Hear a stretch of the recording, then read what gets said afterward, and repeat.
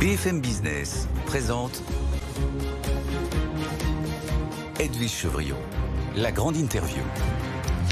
Bonsoir à tous, bienvenue dans la grande interview. On va voyager évidemment ce soir puisque mon invité c'est Augustin de Romanet, le PDG d'Aéroports de Paris d'ADP. Bonsoir Augustin de Romanet. Bonsoir Edwige Chevrillon. Merci d'être avec nous, beaucoup de questions à vous poser. Vous avez publié vos résultats 2023, c'est l'époque. Il y a les Jeux Olympiques 2024 où évidemment ADP est en première ligne avec beaucoup de questions derrière. Il y a la question des taxis volants.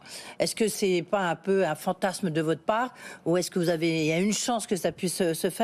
Mais je voudrais d'abord qu'on commence par cette information que vous allez donner demain, mais que vous allez nous donner maintenant, qui est en fait le lancement de ce nouveau projet d'aménagement d'Orly à horizon 2035. Mais en fait, l'idée derrière, c'est de décarboner Orly. Est-ce que c'est possible? Qu'est-ce que ça veut dire de décarboner un aéroport? Ça signifie que les émissions de CO2 qui sont liées à l'activité propre de l'aéroport, aux accès aux aéroports, au chauffage de l'aéroport, etc., sont réduites à zéro. Grâce à l'électrification, nous allons tirer avec RTE une ligne de 225 kV pour que toutes les opérations de climatisation des avions, le roulage des avions au sol soient réalisés à l'électricité. Nous allons faire en sorte que beaucoup plus de personnes profitent de la ligne 14 du Grand Paris Express. Qui va arriver au mois de juin, oui. Et puis que l'automobile soit moins présente. C'est-à-dire que nous allons réserver... Ça veut dire qu'on n'aura plus le droit d'arriver à Orly en voiture? Si, vous aurez le droit d'arriver en taxi électrique, ou vous aurez le droit d'arriver si vous êtes une personne en situation de handicap, mais en revanche, si vous êtes une personne privée avec un véhicule thermique, vous serez invité, sauf si vous stationnez pendant 2 semaines, vous pourrez être à proximité des terminaux, mais sinon les parkings seront à distance des terminaux, et vous aurez un système de transport collectif en site propre qui sera installé. Donc notre objectif, c'est d'être zéro émission nette en 2030. Aujourd'hui, c'est combien? C'est combien? Les émissions d'Orly en nombre de tonnes, je serais incapable de vous dire. Tout ce que je peux vous dire, c'est que nous avons un projet global qui consiste, d'une part, à améliorer l'accueil des passagers. Vous savez, la principale plainte des passagers, à Orly ou à Charles de Gaulle d'ailleurs, c'est quand les avions sont au large. C'est-à-dire quand ils doivent venir en autobus, notamment pour les personnes en situation de handicap. Donc, nous allons bâtir des installations qui vont permettre qu'il y ait de plus en plus d'avions au contact. Je précise que le nombre de passagers va augmenter très légèrement puisque le nombre de mouvements est plafonné. Donc c'est un programme qui table sur la stabilité des mouvements à Orly d'ici 2035. Nous avons une dimension territoriale avec un immobilier beaucoup plus proche des territoires.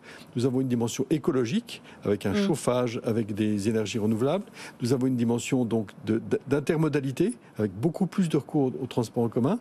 Et c'est ce projet que nous allons ouvrir à la concertation le 26 février auprès de 104 communes pendant 3 mois. Ouais. Et ça, donc elles vont faire des propositions. Parce qu'il n'y aura pas plus d'avions en fait. L'idée c'est que le nombre d'avions soit limité. Le nombre de mouvements, va rester le même. Oui. Simplement, nous aurons des avions qui seront probablement plus grands. Donc pour un même mouvement, il y aura plus de passagers à la marge. Oui. Et ça, c'est un coût de combien pour vous, pour ADP? Ce sont des très gros investissements. Oui, c'est pour ça que je vous pose la question. Et donc, ça se chiffre en centaines de millions d'euros, voire plus d'1 milliard d'euros sur l'ensemble du programme. Ouais. Et là, vous allez faire ça quand sur Roissy? Alors, on va rappeler qu'ADP, évidemment, vous avez les 3 aéroports parisiens et puis une vingtaine d'autres aéroports. Alors, sur Roissy, nous avons des enjeux de même nature, d'intermodalité, de énormément renforcer l'accès à l'aéroport par le train, le même enjeu de décarbonation des opérations au sol et le même enjeu d'amélioration du confort des passagers qui veulent aussi être en contact. Oui, mais c'est pour quand? Alors, la concertation de Charles de Gaulle s'ouvrira à l'automne. D'accord. Et à quelle échéance? Parce qu'Orly, c'est 2035. Et quelle échéance pour Roissy, qui du reste fête ses 50 ans? Alors, pour Roissy, on sera presque en mesure de donner une perspective sur le plus long terme encore, probablement jusqu'à 2050. D'accord, ok. Et là, ça se chiffre, vous avez chiffré? Oui, alors là, ça se chiffre en plusieurs milliards, naturellement. Mais ce que nous comment ça se finance? Ça va se financer comment? Ça se financera par les redevances aéroportuaires, qui sont les redevances que les compagnies nous versent en contrepartie des investissements que nous faisons. Oui, et ces redevances vont devenir un peu plus chères. On en dira un mot. Quand même, les résultats 2023, ce qu'on peut dire, c'est que vous avez, ADP, vous avez un résultat positif qui a vraiment boosté, à plus de 630 millions, plus 22%, je crois. Chiffre d'affaires aussi, plus 17,2%. Ce qu'on peut dire, c'est que vous avez effacé la crise sanitaire, en fait.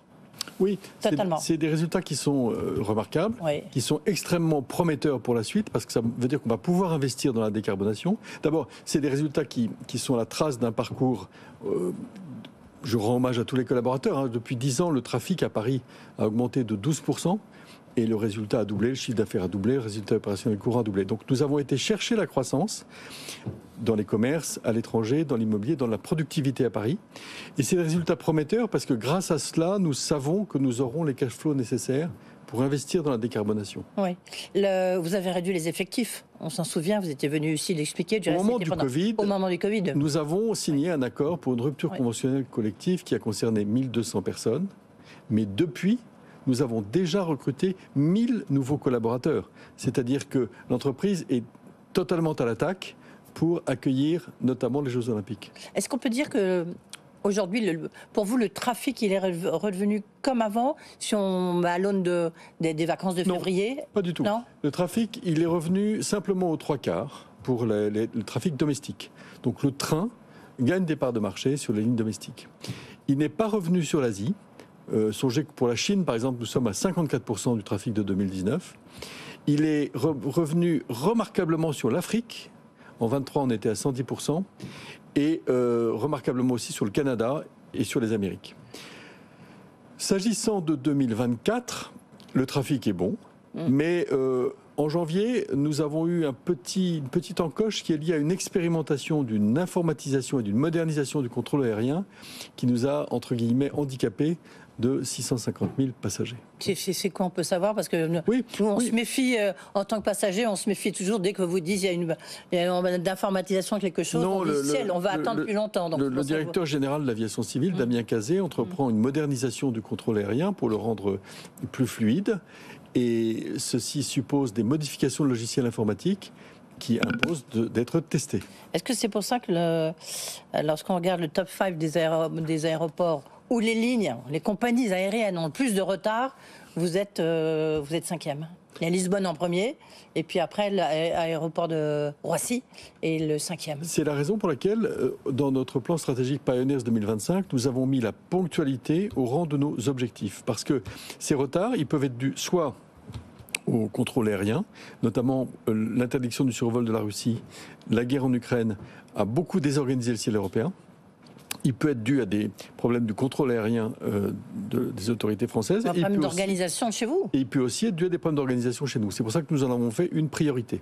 Oui, et pour vous, puisque vous aimez bien les pourcentages et les chiffres, Augustin de Romanet, je veux dire, vous êtes responsable, quoi? C'est 50-50, c'est quoi? Là aussi, je ne saurais pas vous donner la répartition exacte des responsabilités. Oui, d'accord, vous ne voulez pas répondre. À propos, parce que les Français ont beaucoup voyagé, les prix des billets ont quand même augmenté. Et ils vont encore augmenter parce qu'il y a cette fameuse taxe sur les infrastructures que le gouvernement voulait en fait infliger aux autoroutes, mais il fallait, pour que ça soit accepté, validé par le Conseil d'État, il fallait que ça soit aussi pour l'ensemble des infrastructures, donc les aéroports. Cette taxe, elle rentre en vigueur le 1er avril. Ça va être quoi? Plus 4,5%, c'est ça? Oui. Alors, il faut relativiser. C'est plus 4,5% de redevances aéronautiques qui elles-mêmes ne représentent que 2% des charges d'exploitation des compagnies aériennes. Donc, c'est 0,08% du prix d'un billet d'avion. Donc, c'est relativement peu significatif. Oui. Et au total, ça va rapporter combien à l'État? Vous savez mieux que nous que l'État a besoin de... Alors, la loi de finances a prévu une recette de 600 millions d'euros à ce titre, dont 120 millions d'euros pour le groupe ADP. Et vous ne redoutez pas que tout d'un coup, on vous dise finalement, on a besoin de plus d'argent, donc on va augmenter la taxe sur les infrastructures? Ça pourrait être une solution, non, pour rembourser un peu, pour diminuer le déficit de la France? Écoutez, j'espère que si vous êtes élu député, vous ne serez pas à la commission des finances. Voilà, d'accord, ok, réponse. Alors, vous êtes candidat, en tout cas, je reprends votre expression parce que chez vous, les expressions ont toujours une signification. Vous avez dit, je suis disponible pour un 3e mandat. Vous avez vraiment envie de faire un 3e mandat, sachant qu'il faut changer les statuts, en fait, puisque vous avez 63 ans. Si vous voulez faire un mandat de plein exercice, 5 ans, il faudra bouger un peu les statuts. Alors, cette réponse est liée au fait que nous avons publié nos résultats. Donc les analystes financiers, les journalistes m'ont demandé si c'est normal, j'allais demeurer à la tête de l'entreprise. Oui. Donc je suis responsable. Oui. Je vous le dis très clairement, Madame Chevrillon. Si j'avais eu le sentiment que je ne voulais pas faire un nouveau mandat, j'aurais dû le dire il y a plusieurs mois, parce que j'ai derrière moi une équipe, des collaborateurs, des investisseurs qui nous font confiance. Donc, en ce qui me concerne, en toute responsabilité, j'ai exprimé le fait que j'étais disponible si on me le demandait. Mais comme je sais donc ça veut dire que vous êtes candidat, quoi. Oui. Non, c'est un bien grand mot d'être candidat. Non. Nous avons beaucoup de projets. Et dans la mesure où je serai sollicité, j'ai indiqué que je ne laisserai pas tomber nos actionnaires et nos collaborateurs. Oui. Mais donc ça veut dire que vous avez envie de faire un troisième mandat pour aller au bout de ce que vous avez lancé, notamment avec les Jeux Olympiques 2024 ? Pas seulement. Songez au CDG Express, par exemple, qui sera inauguré en 2027. C'est un très beau progrès. Oui. C'est un grand progrès. Je m'en souviens, vous m'avez dit, tiens, je donne ma démission si jamais c'est pas après pour les Jeux Olympiques. Mais vous êtes toujours là. Non, j'avais dit que je donnais ma démission s'il ne se faisait pas. Oui. Les Jeux Olympiques, ADP est vraiment en première ligne. Expliquez-nous, on a 5 minutes quand même, comment est-ce que vous vous y préparez ? D'abord, ça va faire combien d'arrivées en plus, de passagers en plus ?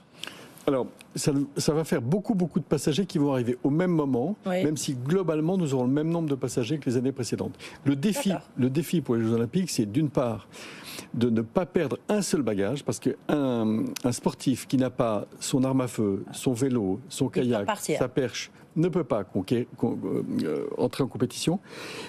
Nous avons aussi le défi des personnes en situation de handicap. J'ai découvert en préparant ces Jeux Olympiques un point qui m'avait échappé, c'est que le premier besoin des personnes en situation de handicap, c'est de garder leur fauteuil roulant jusqu'à la porte de l'avion quand ils partent de Paris et de l'avoir dès l'arrivée à l'avion lorsqu'ils arrivent à Paris. C'est une revendication qui me paraît parfaitement légitime et ça sera un héritage des Jeux que par la suite nous allons pouvoir, je l'espère, offrir le maximum de possibilités d'avoir ce service. Mais ce service, il exige... C'est même incroyable que ça ne soit pas le cas. C'est pas le cas dans très nombreux aéroports dans le monde. Alors pourquoi ?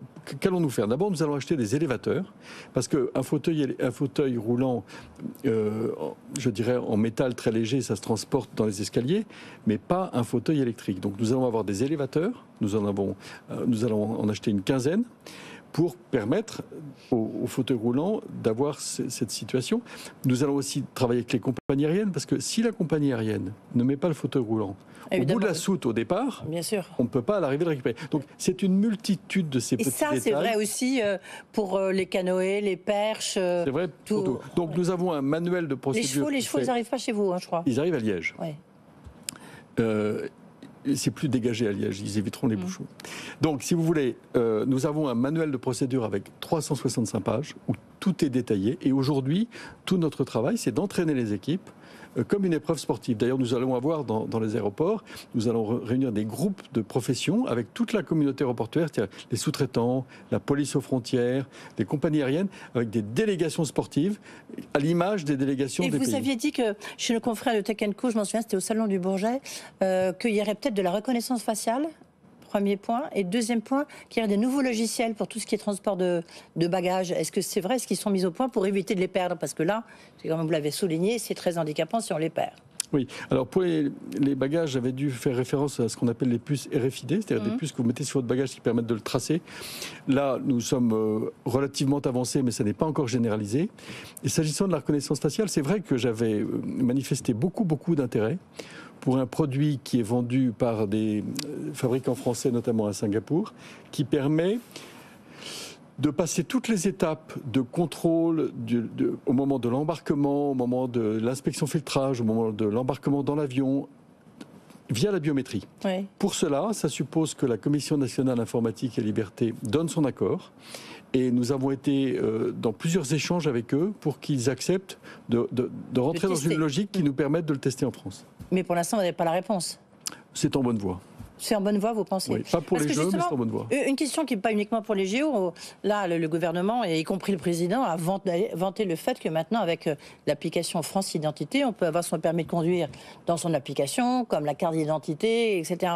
Est-ce que, moi, si je vais, là, demain, je prends l'avion, est-ce que je peux passer avec ma carte d'identité qui est sur mon application France Identité? Oui, si on vous demande uniquement la carte d'identité. Si vous demande le passeport, c'est plus compliqué. Mais la carte d'identité, il n'y a pas de raison que la réponse soit non. Mais est-ce que, par exemple, je fais Paris-Berlin, ok, ça marche, c'est ce que vous nous dites. Hein. Oui. Dans le sens, qu'est-ce que Berlin-Paris, ça marche aussi Écoutez, au sein de l'Europe? Écoutez, vous me prenez un peu de cours là, mais la présomption est que oui, puisque cette France Identité, c'est destiné à avoir un titre d'identité qui soit... On voit qu'il y a encore pas mal de points à régler, non? Je ne crois pas. Ouais. Bon. J'en ai un autre à régler pour vous, les taxis volants. Parce que c'est vrai que tout le monde se disait, et vous-même, vous avez dit, ces taxis volants, il faut les tester pour voir si ça marche. Et puis on voit que vous avez quand même beaucoup de bâtons dans les roues, notamment du côté du Conseil de Paris qui a voté contre, un rapport qui a été fait plutôt à charge contre cette expérience. Et vous attendez la réponse du ministère des Transports. Oui, je crois qu'il s'agit pour la question de savoir si la France veut être un pays innovant ou pas. Ouais. Ces engins à décollage vertical, ils verront le jour dans le monde par milliers, voire dizaines de milliers dans les années 2030. Il se trouve que grâce aux travaux de nos équipes d'ADP, grâce aux travaux de la Direction générale de l'aviation civile, nous avons l'opportunité... Et les Allemands volent aux portes, oui. Et les Allemands, nous avons l'opportunité d'être la première expérimentation au monde d'un vol avec passagers de ce type d'engin. Des compagnies aériennes américaines... Il n'est pas encore homologué, il n'est pas homologué au niveau européen. Il n'est pas question de le faire voler s'il n'est pas homologué. Je vous dis, Edwige Chevrillon, que si l'engin est homologué, et de vous aurez quand cette réponse? Parce que là, il faut les construire, vous voyez. Ils sont construits, ils sont homologués. Ce sont des engins extrêmement sûrs. Le degré de sûreté de ces engins est supérieur à celui des Airbus. Ils ont 18 moteurs électriques. Il y avait un problème de disponibilité des moteurs électriques, mais nous avons confiance quant au fait que l'homologation sera binaire, soit, ce que nous espérons, ils seront homologués pour transporter des passagers commerciaux.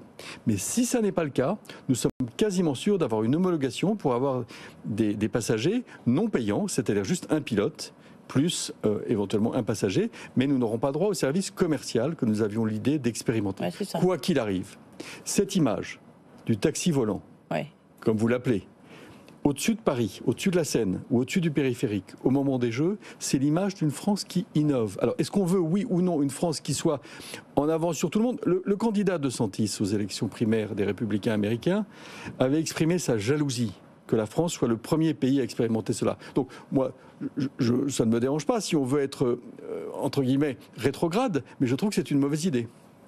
Oui, mais reconnaissez que la probabilité est assez mince quand on voit... Je ne suis pas d'accord avec vous, j'ai très bon espoir. Et puis les faire atterrir où? Parce que là, le Conseil de Paris a dit non par rapport au fait de le faire atterrir dans le 13e. La décision revient à l'État, qui devra autoriser ou non l'utilisation de ce qu'on appelle un vertiport, c'est-à-dire un héliport pour véhicules à décollage vertical, que nous installons devant la gare d'Austerlitz. Taxi autonome, ça existera pour les JO? Alors, taxi autonome, vous avez vu qu'en Chine, c'est déjà en action. Et je n'ai pas, à ma connaissance, l'idée que ce soit expérimenté pour les JO à Paris. D'accord, ok. Bon, 2024, quand même, très bonne année encore, comme celle de 2023. J'espère. Merci beaucoup. En tous les cas, vous reviendrez nous voir avant les Jeux Olympiques 2024, où effectivement, pour vous, vous avez beaucoup de choses encore à tester. Merci d'avoir été avec nous. Beaucoup. Le patron d'Aéroport de Paris, ADP, était notre invité.